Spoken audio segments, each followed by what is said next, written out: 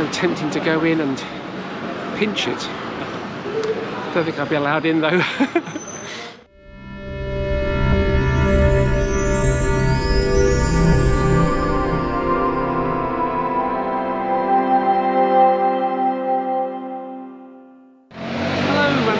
Back. At the end of the last video, you saw me arrive at a tower that was closed. Well, I've been down to the Tourist Information Centre in the Plaza Maggiore, and there is a tower that's open. And I've got a ticket for 4:15 today.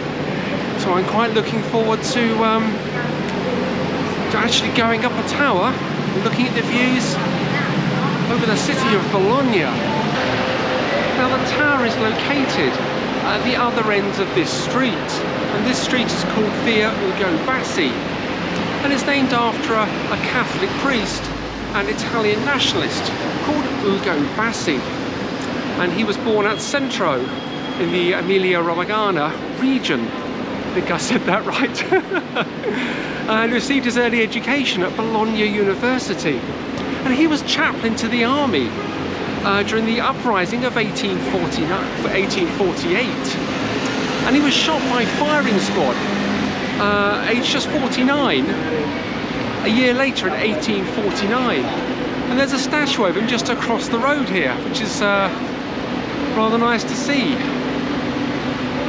I don't know too much about him, so I'll put some information up on the screen and find out a bit more about him, but it's rather nice that he's remembered.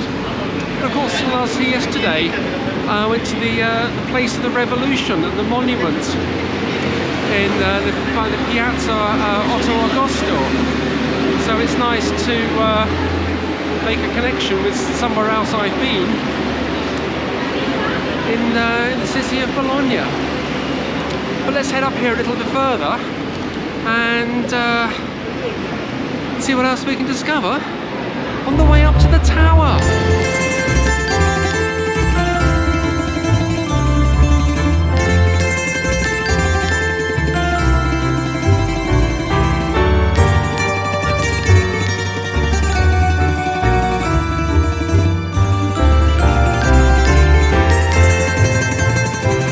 Well, I've walked back to the Plaza del Mercanzia. I'm not going to feature that in this video.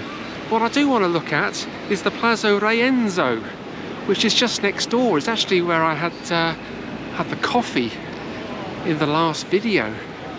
And it's named after Enzo of Sardinia. He was the illegitimate son of Frederick II. And he was a prisoner here from 1249 until his death in 1272. And Frederick II was king of Italy back in the year 1220. And this is really rather interesting up here. Internal architecture, the arches. There are 4 passageways that meet here in the middle under a central sort of arch. What I've come to look at is the artwork on the ceiling. It's absolutely incredible. It's been there. Well, I don't know when it was painted, but it's... I'll put the date on the screen if I can find it. But really is beautiful, really is beautiful. You find little gems like that, but people walk through here every day and they just don't look up and spot the artwork on the ceilings or the gargoyles or whatever is hidden up on the ceiling,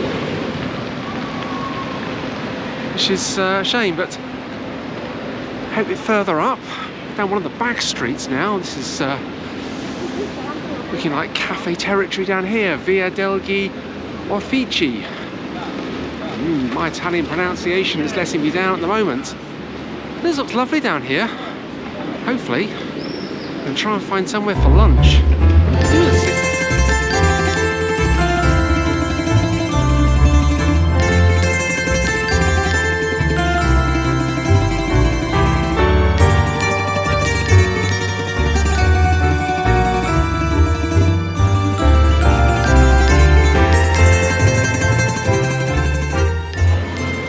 so many restaurants down here to choose from. This one was advertising some tasty pasta. So I've got a little dish of tortellini and some ham. Looks absolutely delicious, especially topped with some Parmesan cheese.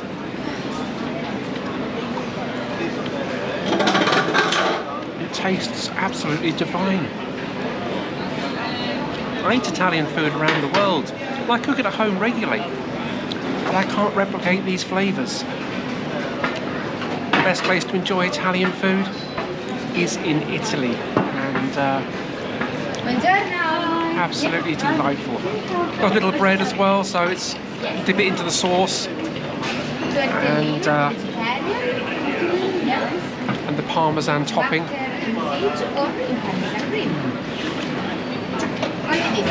Absolutely delicious.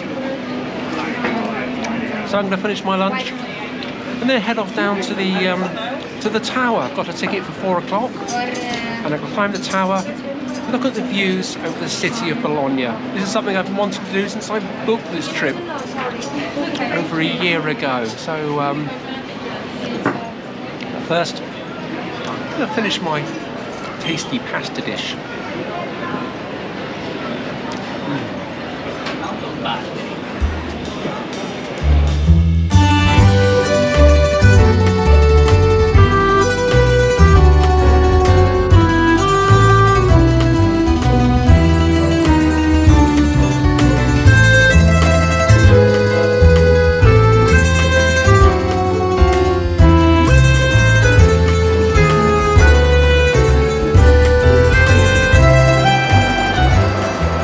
Was the most delightful little restaurant.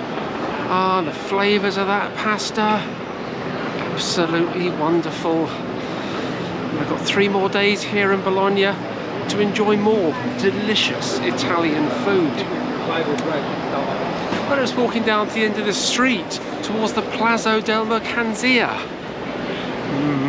Another dodgy Italian pronunciation. This rather fantastic building. It's one of the most historical in the city. It was designed by Antonio di Vincenzo. It was built between 1384 and 1391.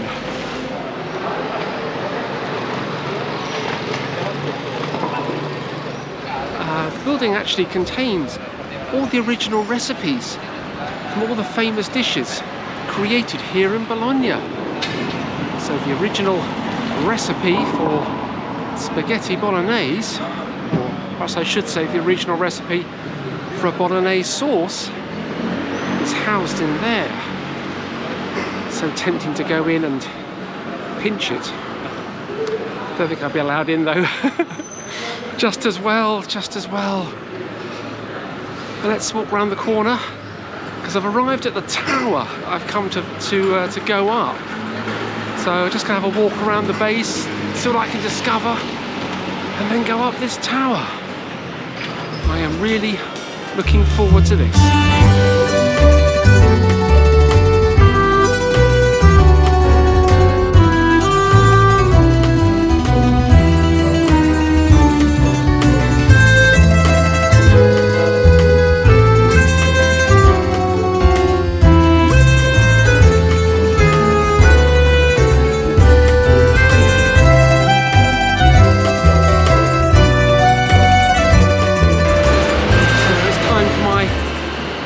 Time to go up the tower, so let's join the queue and see the views from the top.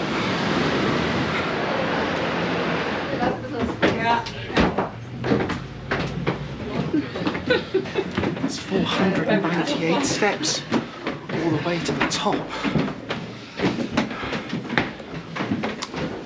This tower was built, we started building it in 1109. It's completed 10 years later, in 1119. Started by the Asinelli family at a man called Gerardo Asinelli. I think he was a nobleman. You'd need to be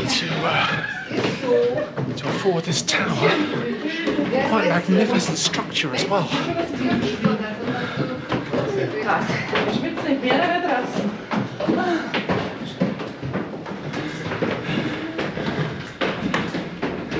The tower actually leads 2.3 meters to the right. But, after 800 odd years, 900 years, it's still deemed safe to climb up, which is wonderful.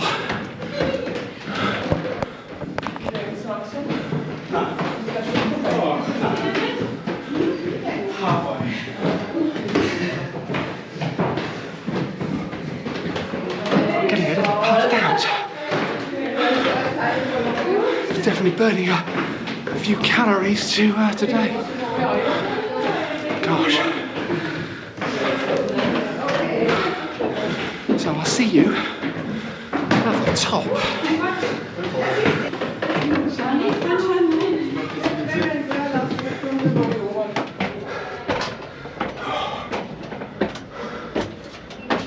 Last few steps. My goodness. Okay, we're going to the tower. When I finally made it to the top, that was hard work. There's just no air inside the tower at all. Very hot and very humid inside.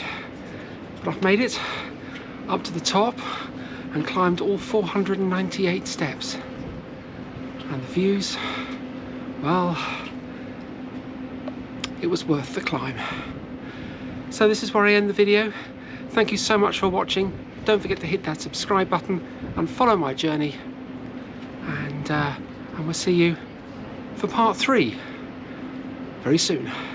I'll leave you with some pictures over the city of Bologna from the top of the Asinelli Tower.